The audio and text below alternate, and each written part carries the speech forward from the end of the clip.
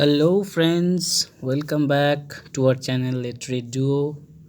So, as I have completed discussing the poem Fra Lippo Lippi line by line, so now it is time to discuss the recurrent themes in this particular poem written by Robert Browning.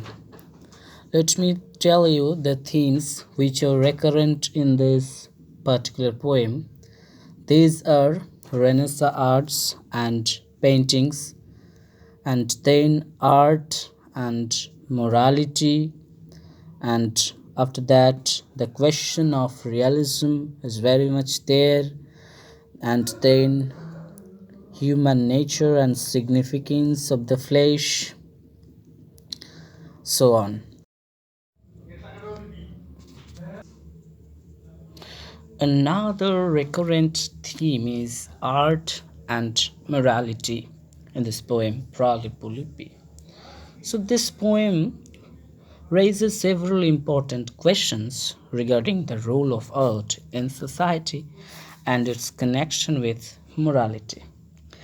As you look at the history of literature and art, you will find that the question of morality in connection with artistic representations has always been a site for never ending debates among thinkers. You will find the reference to these debates in classical Greek texts like Plato's Republic and Aristotle's Poetics. Through Lippi's life and paintings, Browning tries to raise the same question again.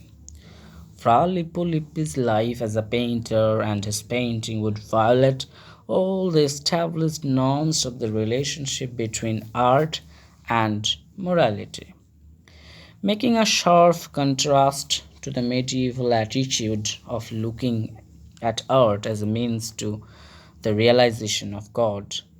Lippi's paintings aim at gratifying the beauty of the mundane and phenomenon world with all its sensuousness. Instead of drawing inspired faces, the characters in Lippi's paintings show secular expressions caught in their social lives.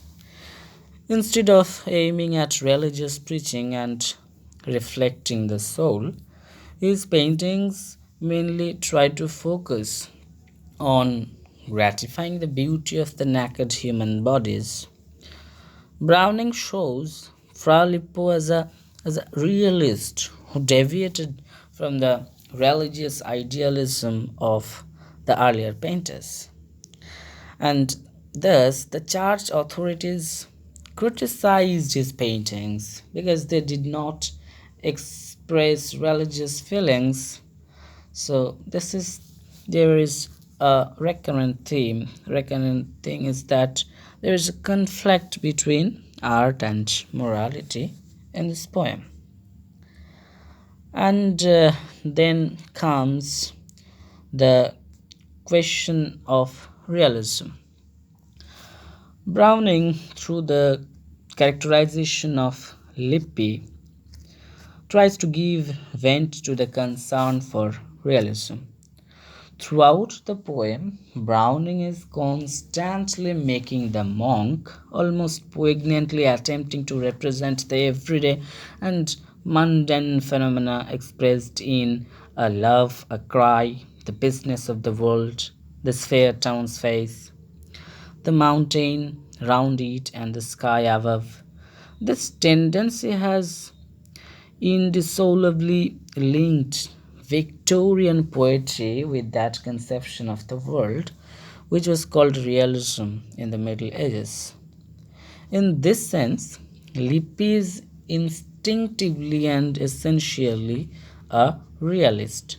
So, this question of realism is very much there in this particular poem. He looks for a meaning behind the world. Behind the world, what is there behind the world? Lippo was so much keen in this. By defining everything as the creations of God, Lippi tries to attribute the highest value to the objects he perceives around him. Lippo defends his realism by declaring that one way of worshipping God is to take pleasure in the visible world, which God has created. Whereas Lippo is orthodox in his theology, the austere prior, with his pretensions to sainthood, stands convicted of radical perversion of the realist philosophy. In order to discharge their pious rage, the prior and his disciples have scratched and prodded Lippi's painting of the human forms. So the church at that time was very much against this kind of art, this kind of realistic art drawn by, painted by Lippo. Their holy concepts have hardened into mere externalisms and they fall to find out the hidden meanings of the world. Because their simplistic theology is rooted in a defective formalism. It's not ironically the ascetic prior or his followers, but the high spirited realist Lippi who is able to discover the religious meanings. So, Fra Lippo Lippi is trying to say that you need a eye to look at art so that you can grasp the the actual meaning of art. Okay, so after that, the theme which is also very much there in this poem, that is human nature and significance of the flesh. So let's talk about this theme.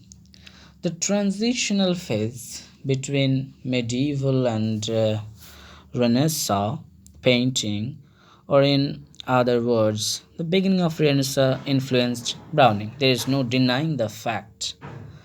So, Browning was influenced by Renaissance movement. This attitude is characteristic of Browning's worldview and perception to life. His keenest sympathies always lie with the young rather than the old. Fra Lippo Lippi is representative of this attitude adopted by the poet. With the coming of the Renaissance, the value and the significance of flesh received greater appreciation, and the depiction of human form was held no longer an impediment to spiritual progress. Through this poem, Browning expresses his sympathy with humanism and realism of Renaissance art. Its protest against the asceticism of the Middle Ages, its conviction that the world is too big to pass for a dream.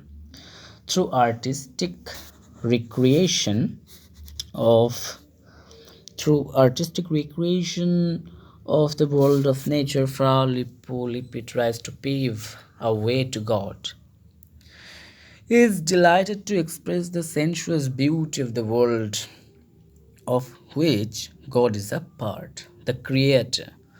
This is in direct contrast to the medieval ascetic viewpoint, which holds that the artist should never try to recreate nature. To recreate nature is like trying to compete with God.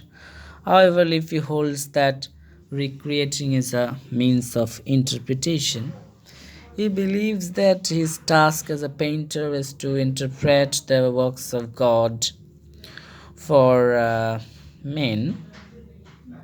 So, this is the thing about human nature and significance of the flesh. So, these were the recurrent themes in this particular poem, Fra Lippo Lippi, written by Robert Browning. So, with this note, I'm ending my video series.